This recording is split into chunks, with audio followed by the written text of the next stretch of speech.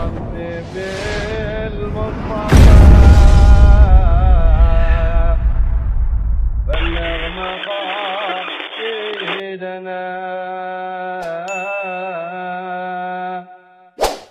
يا ربي بالمصطفى.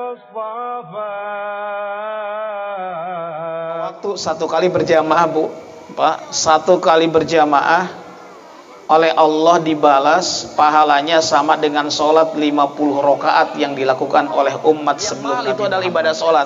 Modalnya apa? Bukan hanya membeli peci, bukan hanya membeli baju koko, sorban dan sebagainya, tapi kenapa ibadah sholat yang paling mahal? Kita lihat di dalam rangkaian historinya. Sejarahnya seperti apa? Nabi berjalan Masjidil Haram, Masjidil Aqsa 1300 km. Kemudian naik berapa juta triliun yang harus dikeluarkan, seperti halnya yang dilakukan oleh Neil Armstrong. Pada tahun 1967 beliau mengklaim mendaratkan kakinya di bulan dengan menggunakan pesawat Eagles. Berapa triliun yang harus dikeluarkan oleh timnya. Komode iya Nabi sampai dengan la ilaha illallah wallahu akbar. Qala Rasulullah sallallahu alaihi wa alihi wasallam, kun aliman au muta'alliman au mustami'an au muhibban wa la takun khamisan fatahlik. Yang sama-sama kita muliakan sahibul majlis wa sahibul wilayah, yaitu Al-Ustadz Aib Saiful Anwar, ada Ustadz Asep, ada Ustadz siapa lagi tadi teh? Ya, Ustadz Agus, ketua rombongan jamaah ibu-ibu Ziyadatul Khair. Mudah-mudahan ini nanti sesuai dengan namanya. Ziyadah itu artinya adalah bertambah, al-khair itu artinya adalah kebaikan, atau nama lain daripada barokah. Kalau dalam bahasa Sunda namanya berkat. Makanya berkat-berkat itu diambil dari kalimat barokah. Kalau menurut Syekh Nawawi, barokah itu adalah ziyadatul khair wal kathir, bertambah kebaikan yang semakin banyak. Yang tadinya kita agak malas untuk datang ke tempat majelis ilmu, setelah ada nama pengukuhan ziyadatul khair, kita semakin rajin. Yang tadinya agak malas untuk sholat berjamaah, untuk hari ini dan selamanya kita akan menjadi lebih rajin dari sebelumnya. Yang tadinya ibu-ibu mendapatkan dari uang suami hanya 1 juta, bulan depan menjadi 2 juta. Amin ya rabbal. Namanya juga ziyadah, itu harus bertambah. Biasanya ibu-ibu dapat uang bulanan berapa duit, Bu? Kalau 10 juta berarti minggu depan harus 11 juta. Begitupun bapak-bapak yang tadinya punya 1 besok menjadi 2. Amin. Wah, itu adil atuh ya. Harus sama-sama adil, harus power of balance, harus seimbang. Asyiral muslimin rahimakumullah, majelis ilmu yang disebut dengan ziyadatul khair ini adalah merupakan sebuah inspirasi yang begitu dalam dan juga yang begitu terpesona melihatnya, karena baru pertama saya mendengar ada nama majelis ilmu ziyadatul khair. Kalau yang namanya di majelis-majelis yang lain biasanya diawali dengan al, ada al-ikhlas, ada al-muhajirin, ada apa lagi ya, ada al-fuqat, ada diawali dengan al, ini namanya alif lam syamsiyah, atau dalam ilmu nahwu itu namanya al-ma'rifah. Tidak bedanya nanti kita harus membiasakan diri dari sekarang. Ketika ada seorang yang mengucapkan salam, tadi Kang Aep itu mengucapkan salam beberapa kali, ingin memancing. Ternyata pada saat saya agak merenung sedikit, tadi Kang Aep ada pernyataan salamnya, ada yang sepotong, ada yang setengah, dan juga ada yang banyak. Ketika kita memberikan sebuah hadiah yang sedikit, maka hasilnya pun juga akan sedikit. Pada saat kita memberikan infak sodakoh yang setengah, maka Allah akan balas setengah. Pada saat kita memberikan infak sodakoh yang begitu banyak, maka Allah akan membalas dengan begitu banyak. Contohnya tadi salam. Ketika ada teman kita yang mengatakan ada salam dari siapa? Dari Kang Ustadz Asep. tolong salam kembali. Kita memberinya sedikit, hanya salam. Salam cenah pang salam gendei kalau dalam bahasa Sunda. Itu memberinya sedikit. Kalau memberinya separuh, hasilnya juga separuh. Assalamualaikum. Pasti ngasihnya dapat juga separuh. Waalaikum. Nah, dari sekarang kita harus membiasakan ketika kita mengucapkan salam, Assalamualaikum, yang menjawabnya itu bukan Waalaikumsalam, tapi Waalaikumsalam. Karena ini sesuai dengan kaidah bahasa Arab yang benar, bukan Waalaikumsalam tapi Waalaikumsalam. Ini ngasihnya separuh. Kalau ngasihnya banyak, Assalamualaikum warahmatullahi wabarakatuh, banyak hasilnya. Ngasih sedikit hasilnya sedikit, ngasih separuh hasilnya separuh, ngasih banyak hasilnya. Nah, oleh karena itu mudah-mudahan kita senantiasa hasil pengorbanan kita, harta, tahta, tenaga dan lain sebagainya oleh Allah dicatat menjadi ladang investasi akhirat, dunia dan juga di akhirat. Karena kalau harta itu semakin kita banyak simpan, maka harta itu nanti akan menjadi rebutan.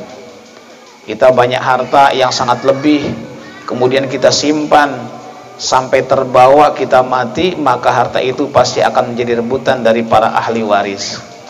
Kalau harta semakin banyak kita makan, semakin konsumsi, maka harta itu hanya akan menjadi sebuah kotoran. Tapi kalau harta semakin banyak kita sedekahkan, itu menjadi ladang amal. Betul. Ibu-ibu, bapak-bapak rahimakumullah, teringat bahwa malam ini adalah masih berada hampir di 10 akhir penghujung di bulan Rajab. Bahwa di bulan Rajab ini ada sebuah momentum yang sangat teristimewa yang tidak mungkin dialami oleh makhluk Allah yang lain, kecuali itu adalah makhluk pilihannya. Siapa? Tiada lain tiada bukan adalah Kangjeng Nabi Muhammad sallallahu alaihi wasallam.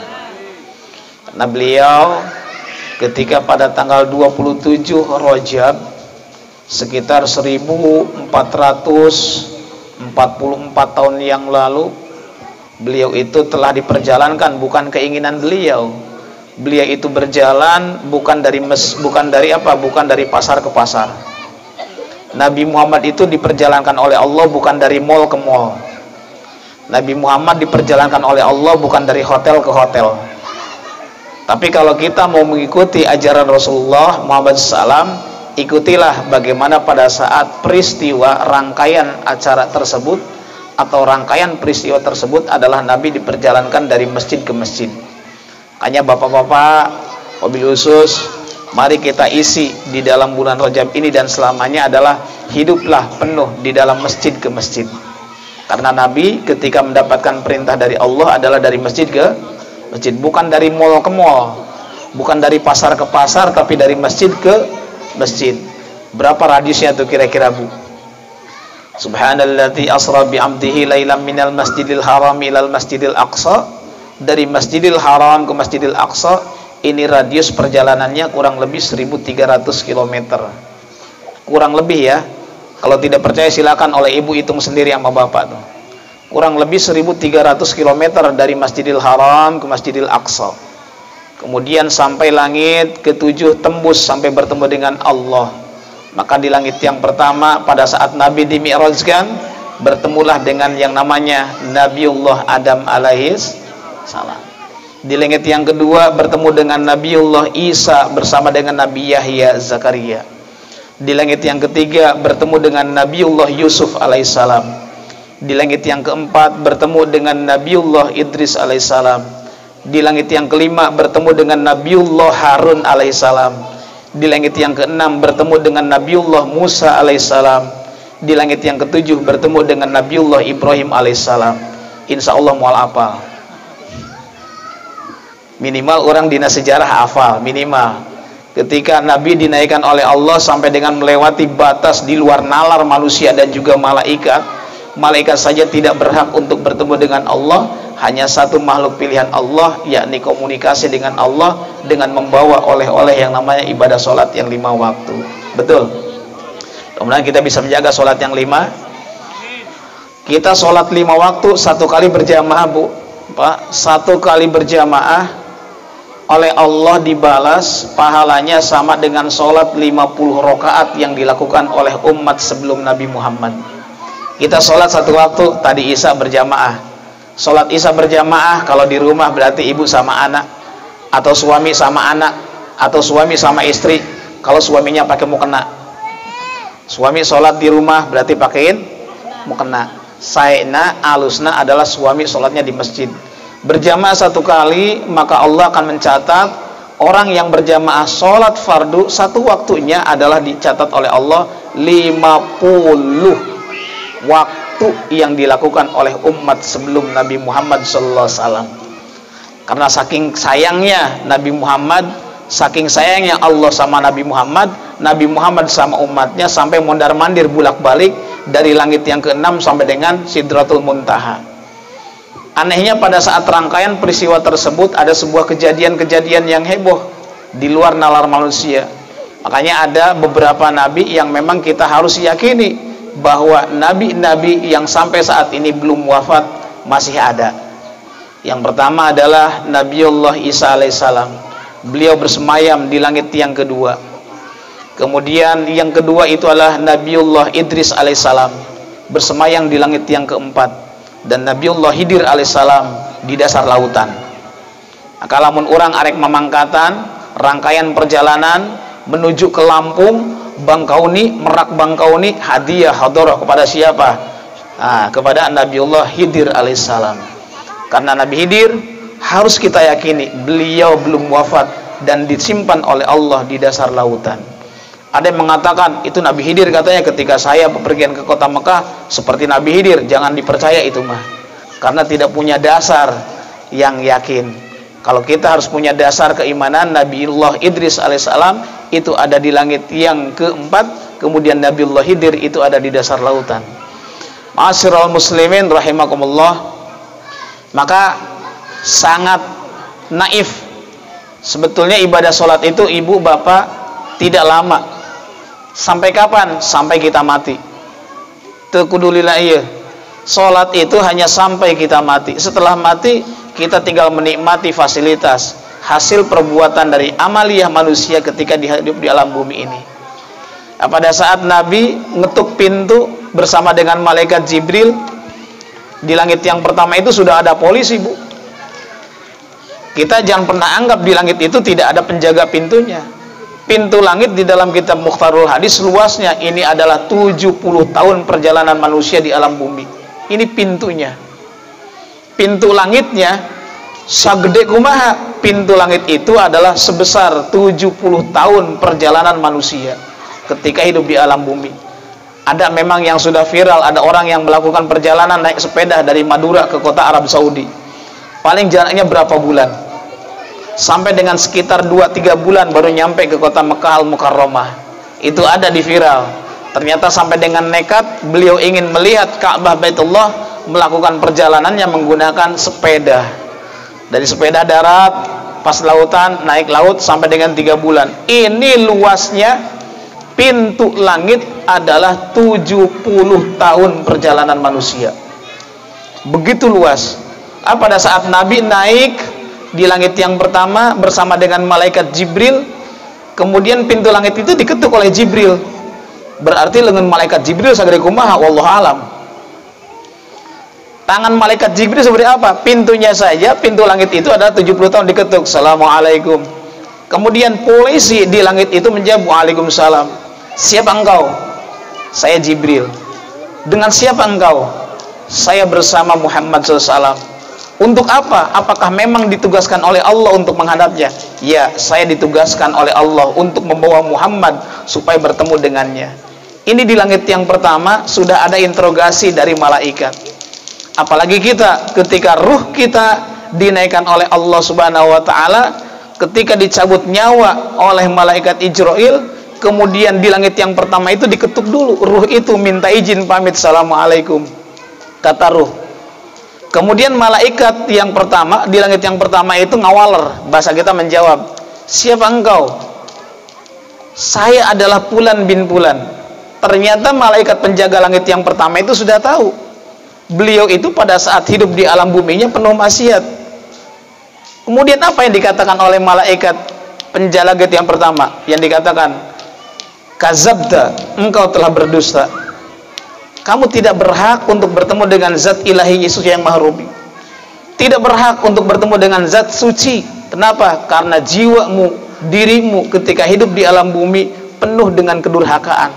Maka entong kapanggih izin malaikat. Jangankan bertemu dengan Allah, oleh malaikat saja dilarang untuk bertemunya. Di langit yang pertama sudah dikunci rapat-rapat. Kemudian ruh itu nanti akan dipersatukan, dikembalikan ke alam kubur, dipersatukan kembali antara ruh dengan jasad dalam dimensi yang lain. Dihijikeun tah ruh jeung jasad teh. Maka tergantung daripada amaliah kita. Oleh karena itu, ini adalah sebuah momentum yang sangat berharga di bulan Rajab ini. Kita perbanyak istighfar, kemudian sholawat, ta'lim dan sebagainya, karena bulan Rajab adalah merupakan syahrullah. Bulan Rajab adalah bulannya Allah. Kemudian bulan Sya'ban, syahri kata Nabi. Bulan Rajab adalah bulan Allah. Bulan Sya'ban adalah bulanku. Bulan Ramadan adalah syahru ummati. Bulannya umatku adalah di bulan Ramadan. Oleh karena itu, ketika di bulan Rajab ini masih ada kesempatan, 1 hari saja kita mampu untuk melaksanakan ibadah puasa di bulan Rajab. Bagusnya itu kemarin tanggal 1 dengan tanggal 10. Tanggal 1 sampai dengan tanggal 10, kalau bisa 1 bulan, anggaplah ini warming up. Anggaplah ini adalah sebuah pemanasan untuk menuju pertandingan yang sebenarnya, yaitu di bulan Ramadan.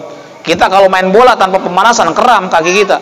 Main voli tanpa pemanasan, kram tangan kita, kaki kita, badan kita pegel-pegel. Bulan puasa juga sama. Ini adalah merupakan persiapan sebelum menghadapi bulan yang sebenarnya. Ini pemanasannya melalui puasa di bulan Rajab. Minimal kalau bisa kemarin itu 10 hari. Kalau tidak bisa untuk melakukan ibadah puasa 10 hari, lakukanlah puasa sunnah 1 hari di bulan Rajab ini. Jika kita mampu untuk melaksanakan ibadah Rajab 1 hari, maka kata Nabi, dia akan disambut olehku. Nanti aku akan bawa. Saya akan bawa, kata Nabi, orang yang melaksanakan ibadah bulan Rajab walaupun 1 hari. Saya akan bawa orang tersebut kemana? Ke sungai Rajab. Bukan hanya ada sebuah yang namanya Telaga Kausar, tapi ada yang namanya sungai Rajab. Sungai Rajab itu putihnya lebih putih daripada susu, kemudian manisnya lebih manis daripada madu. Maka beruntunglah kemarin yang kita bisa melaksanakan ibadah puasa Rajab. Ada yang puasa sampai hari ini? Ada nggak? Ada, berarti pinter ngawadul. Bohong. Bukan pintar ngaji, pintar ngawadul. Mudah-mudahan kita bisa nanti menyempatkan, walaupun 1 hari di bulan Rajab ini, kita bisa melaksanakan ibadah di bulan Rajab, walaupun memang 1 hari. Nah, kemudian apa yang pertama kali dibahas dalam pembukaan ini adalah mengenai masalah sholat. Mohon maaf, saya hanya mengulas beberapa kali, karena sholat itu adalah ibadah yang paling mahal, terus terang Pak. Dibandingkan dengan ibadah yang lain, nilai rupiahnya kalau sholat tidak terbayar dan juga tidak ternilai.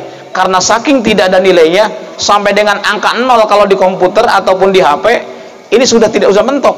Ada huruf E aja. Kenapa? Karena ibadah sholat, ibadah yang paling mahal harganya. Kalau ibadah haji itu murah, hanya 69 juta, itu pun juga masih digodok di DPR. Nggak tahu jadinya berapa-berapa, wallahu alam. Kalau ibadah haji anggaplah 70 juta, ya kita harus mempersiapkan 1 orang itu 100 juta.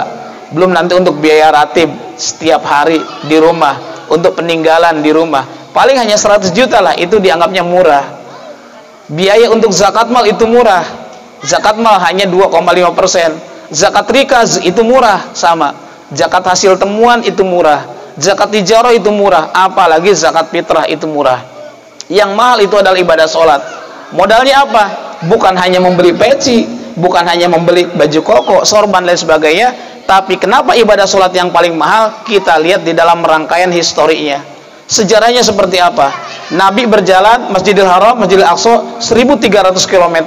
Kemudian naik berapa juta triliun yang harus dikeluarkan, seperti halnya yang dilakukan oleh Neil Armstrong. Pada tahun 1967 beliau mengklaim mendaratkan kakinya di bulan dengan menggunakan pesawat Eagles. Berapa triliun yang harus dikeluarkan oleh timnya. Komodai Nabi sampai dengan langit yang pertama, sampai dengan langit yang ke-7. Maka teramat mahal. Maka orang yang bisa menjaga sholat yang 5 waktu ini adalah manusia yang nilainya mahal di mata Allah. Begitupun sebaliknya, ketika kita tidak bisa menjaga sholat yang 5 waktu, maka diri kita seakan-akan menjadi orang yang ingin terendah di mata Allah Subhanahu wa Ta'ala. Tidak lama sholat itu sampai mati udah. Nggak supaya mah tinggal menikmati doang, hanya beratnya minta ampun. Walaupun memang kita akui bahwa itu adalah sebagai kewajiban, tapi yang namanya sholat beratnya minta ampun, luar biasa beratnya. Dibandingkan dengan ibadah-ibadah yang lain, ibadah sholatlah yang paling berat. Ibadah sholat isya berat, subuh apalagi, zuhur apalagi, komong geus lah. Asar masih di perjalanan, malah macet ke kamari, macet total gara-gara pipa bocor. Saya aja melakukan perjalanan dari Serang, Hanjakal mau mobil. Dari maghrib ke sini, dari maghrib sampai rumah jam 9 sampai tengah 10. Tilu jam setengah, nikmati aja. Kenapa? Ya memang itu resiko. Karena manusia itu penuh dengan resiko, manusia itu penuh dengan masalah. Kita jangan berani untuk tidak punya masalah kalau masih hidup. Kalau tidak ingin punya masalah, jangan berani untuk hidup. Nah, setiap manusia pasti ada masalahnya. Hujan. Itu saja yang mungkin Al-Fakir bisa sampaikan. Mudah-mudahan kita menjadi awaladun waladun salih, awaladun salihatun. Allahumma ja'al fi ahlina wa auladana wa ustadina min jami' ahlil ilmi wal khair wa la taj'alna wa iyyahum min ahli syarri wa dhinnaka ala kulli syai'in qadir. Allahumma sil maqasidina wa maqasidum dunya al akhirah latifan bi khalqi alim bi khalqi khum bi khalqi bina latif alim khabir. Rabbana atina fid dunya hasanah wa fil akhirati hasanah wa qina adzabannar. Hadanallahu ajma'in ihdinas siratal mustaqim. Assalamualaikum warahmatullahi مولاي صل وسلم